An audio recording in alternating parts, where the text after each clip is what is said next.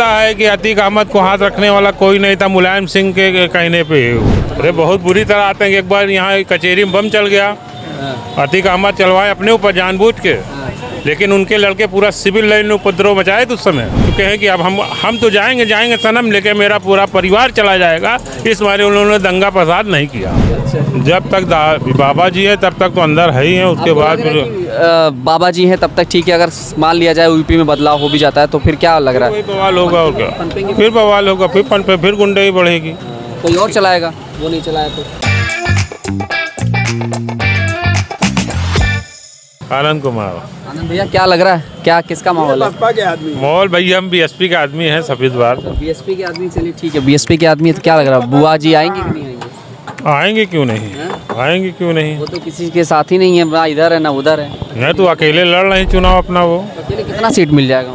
अरे जो भी मिलेगा उनके, वो अकेले अपने दम पे हम पे लड़ रही हैं बस। बुआ जी को लोग कहते हैं भाजपा का अंदरूनी वोट है, वो एक तरीके से आ जाए। लोग सब कुछ कहते हैं, क्या करेंगे, ये तो राजी है, दुनिया का मुंह है, कहना है कि नहीं, गलत है बताइए। हमारा मुंह है कि हम कह दिया भाजपा गंदी है, तो ये तो मुंह है लोगों का, किसका किसका आप ढक्कन लगाएंगे। मोदी जी का काम बस ठीक है, हम बाकी ठीक है भैया, देखिए जो कहना साहब गलत नहीं है। दो हम तो कहते हैं, दो में से यही, दोनों में से चाहे जिसको आप वोट दे दीजिए, कोई दिक्कत नहीं है।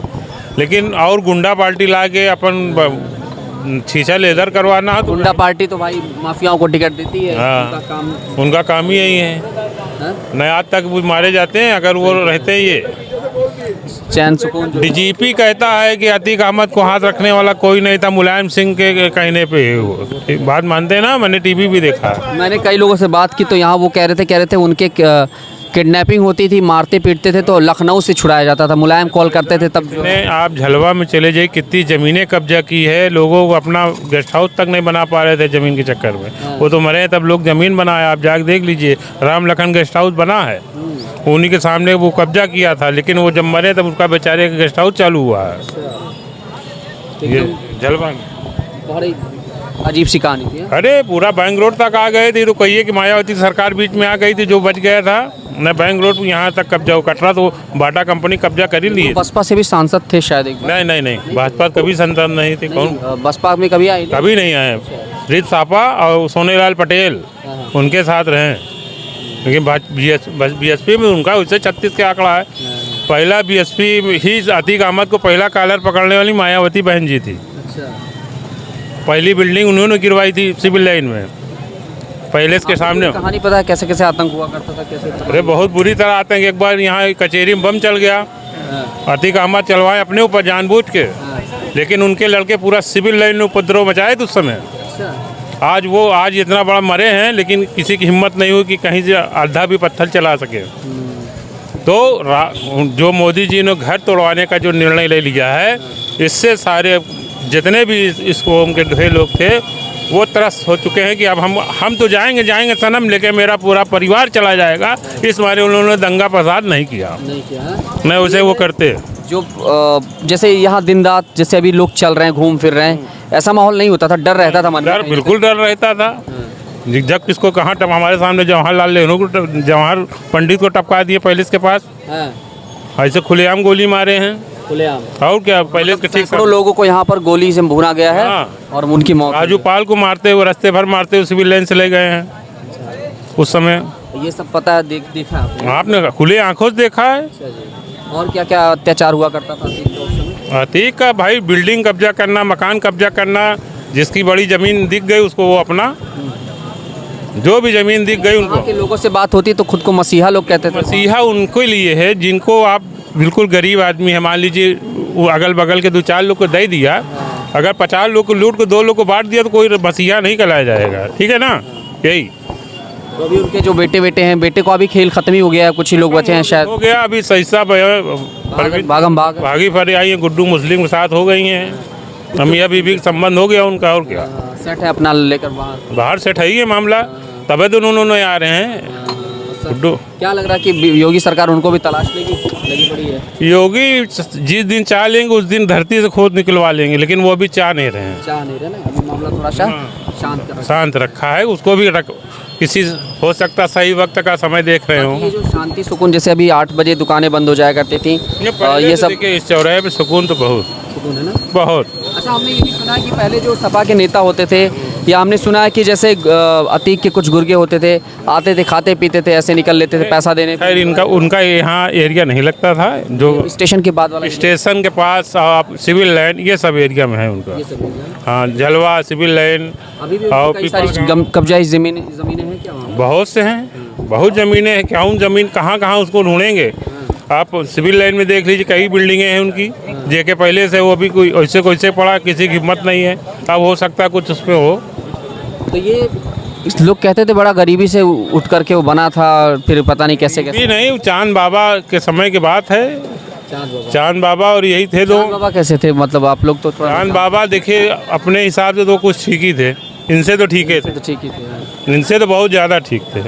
वो उनका रहने पे बादशाह वगैरह का बहुत इज्जत किया उन्होंने, और खाली भी कराया। और बाकी अतीक अहमद से उनकी तो चलती ही थी। और अतीक ने ही खेल खत्म करवाया शायद। अतीक ने ही धोखे से मरवाया।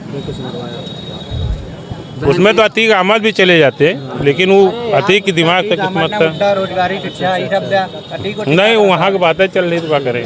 तो ये बताओ कि अभी फ़िलहाल ये है कि ठीक ठाक माहौल है परिवार का, जैसे उनके आसपास के कुछ गुर्गे लोग अभी भी होंगे शायद ना? नहीं, इधर नहीं आते अब, इधर कोई नहीं, जो कुछ होंगे बस कुछ कहानियाँ आपको दिखती है, मतलब उधर जब जाते हैं कैसा माहौल रहता है? नहीं, अब तो ठीक है, अब तो अमन चैन है वहाँ। अमन चैन है। हाँ हाँ, अमन कोई भी चैन, आया जाए कोई दिक्कत? कोई दिक्कत नहीं, जहाँ जय बजे रात आया जाए कोई दिक्कत नहीं, अब तो कोई दिक्कत नहीं वहाँ। तो ये जो बुलडोजर एक्शन योगी का चल रहा है माफियाओं पे, ठीक है? सही है, सही है, एकदम सही, एकदम फिक्ट है, एकदम फिक्ट। यही रहना भी चाहिए। जो अगर बहुत बड़ा आतंक करे तो उसका सबसे पहले घर द्वार पिलवाइए, तब उसको समझ में आ जाएगा। कुछ लोग कह रहे ये दबंग, ये जो गरीबों पे भी बुलडोजर चलवा देते हैं, गरीबों का झोपड़ी। नहीं, झोपड़ी नहीं चली, झूठ बोल रहे हैं जो बोल रहा है। ये गरीबों पे कोई नहीं चला, ऐसा कुछ नहीं है। वो तो गरीबों को वो खुद बोले, स्टेटमेंट दिए कि किसी झोपड़ी को हटाने से पहले आप उनको जगह दीजिए।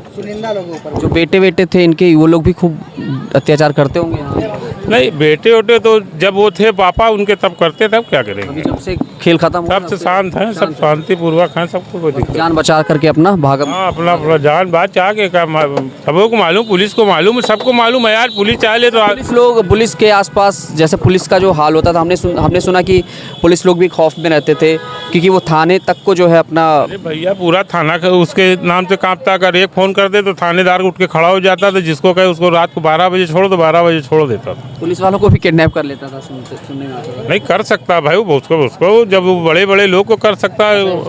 जब उसका खेल खत्म हुआ कैसा लगा? प्रयागराज में क्या माहौल था? पहाड़ में सब अमन चैन है, ठीक ठाक। चला कि एनकाउंटर हो गया या मार दिया गया किसी के द्वारा, तो उस लोगों का डर ये हुआ कि बहुत बड़ा बलवा होगा।